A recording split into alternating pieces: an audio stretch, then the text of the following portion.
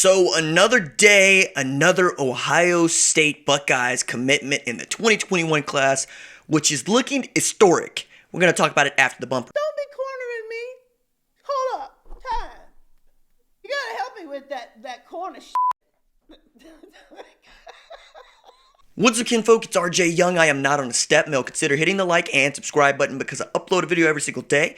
It's always college football related, sports related. We have a good time. I'm going to try to stop popping the mic because I speak very loudly and I put a lot of air into this microphone and I'm tired of watching it redline, but it's getting on my nerves. Evan Pryor decided he was going to commit to the Ohio State Buckeyes to give them a 13th commit right as we go into spring break for some and haven't gotten into spring break for others. He is a top 100 247 kiddo. He is a top 300 ESPN kiddo, 5'10", 190 pounds, and a blazer with 10.8 second speed. And as much as I want to talk about what you're getting with Evan Pryor, which is an outstanding tailback, the take here is Ryan Day, Kerry Coombs, that entire staff is putting together a historically awesome 2021 class. As good as everybody else has been, Ohio State has just been that much better when we're talking about recruiting, because this class right now, as it sits today, if they signed just these 13 kiddos,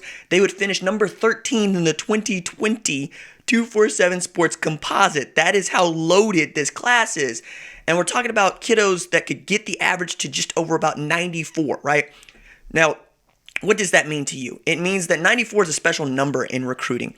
When you hit that 94 number, you're getting into the stratosphere of what a great class is. Perspective, 2017 for Ohio State was a 94 such class with Jeff Okudah, Chase Young. Same thing with Alabama when they were able to sign Jerry Jeudy, Tua Tagovailoa, and the like.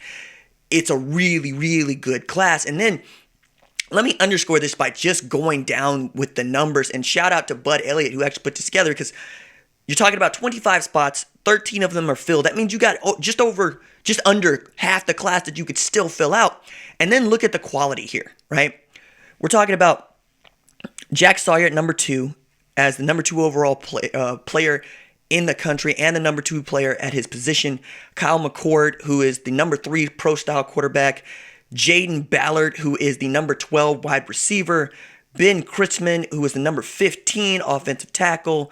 Marvin Harrison Jr., who is the son of Pro Football Hall of Famer Marvin Harrison, who is ranked number 8 at wide receiver. I mean, keep going down this list. Donovan Jackson at guard, the number 1 guard in the country.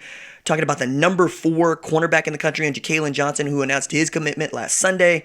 Pryor, of course, joining this list as the number 6 tailback. And all of these have been just kind of a flurry, like dating back to December 30th, you're getting 1, 2, 3, 4, 5, 6, 7, 8 commitments. My goodness. And you've had 3 in the last 2 days. That's phenomenal. I don't know what it is that Ryan Day is doing or how he is doing it, but it's remarkable to watch, because you're not just building a lead, you're building something that is truly, truly special. We've been talking about how Clemson is going to be a problem for years to come because their 2020 class was so good. They had 3 of the top 6 defensive linemen signed with them, including the top non-quarterback in Brian Brzee, and then they got one of the best quarterbacks in DJ Uiagalelei, right? Who's all a 6'5", 250. Add to that what they've been doing in the 2019 class, and you'll see that they're set up for years to come.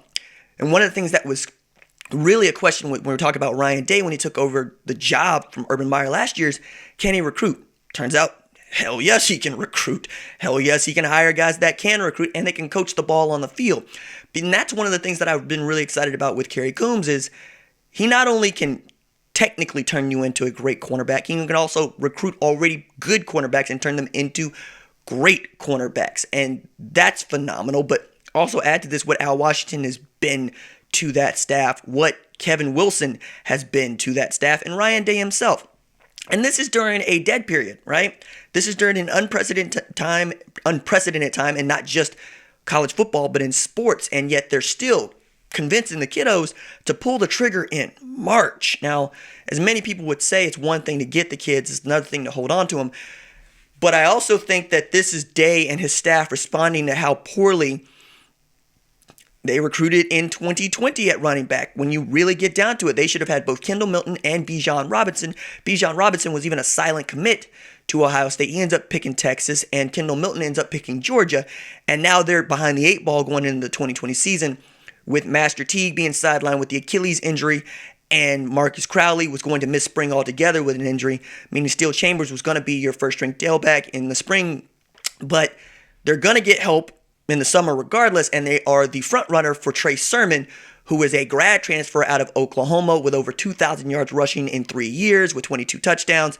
He was just like 53 yards shy of a 1,000-yard season in 2018, and one of my favorite tailbacks going back for the past 5 years because he can do so much.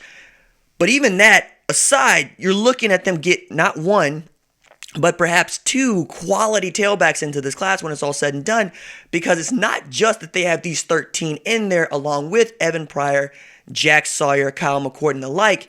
It's also that they are the front runners for Tumise Adelier for some, right? One of the top defensive ends in the class, but also Trevion Henderson, who is a really great kiddo and has legitimate 10-5, 100-meter speed, legitimate hands out of the backfield.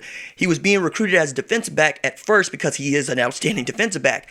But now we're talking about him and Oklahoma, Ohio State, and Clemson, because Clemson was recruiting him as a defensive back, and then they flipped the offer to running back because they recognize what a prodigious talent he is.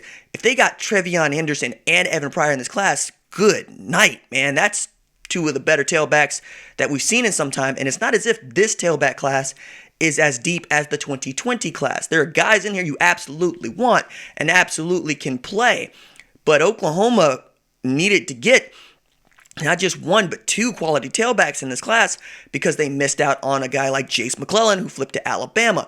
Kamar Wheaton is also, we think, in OU lane, but it's so early in his process because he ain't going to pull the trigger for some time, which gets me back to Ohio State. You're getting the kiddos who are highly ranked to buy into what you're doing right now, right away. That is not a small thing, and you're able to do it on both sides of the ball.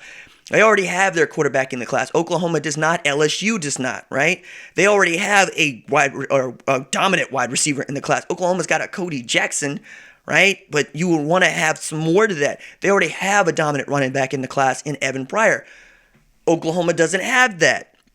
If anything, OU was expecting to try to catch up with the rest during this spring period, and we know how that's looking right now, and it seems like Lincoln Riley has been focusing really hard on his quarterback recruiting. And yeah, you were able to shore up the 2020 class with the offensive line, but you would want to see some more defensive talent on that side of the ball. You would like to see a Latrell McCutcheon actually pull the trigger and join up if that's what he was going to do, just to try to help you get some momentum going, because that was what the spring game was going to do.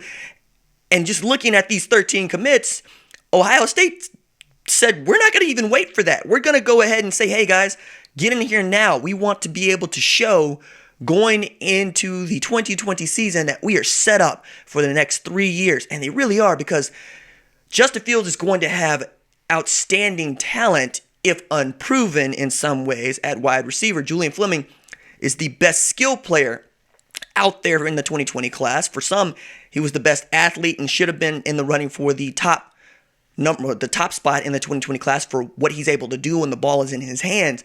Add to that, Garrett Wilson is also outstanding out there at wide receiver. And you'll get to understand Ohio State expects to contend not just in 2020, but in years to come. Just looking at this, I mean, we're really getting into the place where I'm amazed at what Ohio State is able to do and is continuing to do in this very wonky time where it seemed like everybody else was going to be pulling back and saying, let's assess, let's go make sure that we're giving out the right offers, let's go evaluate film because we can't evaluate in person. No. Day and his are saying we're going after it right now. Good night. Doses.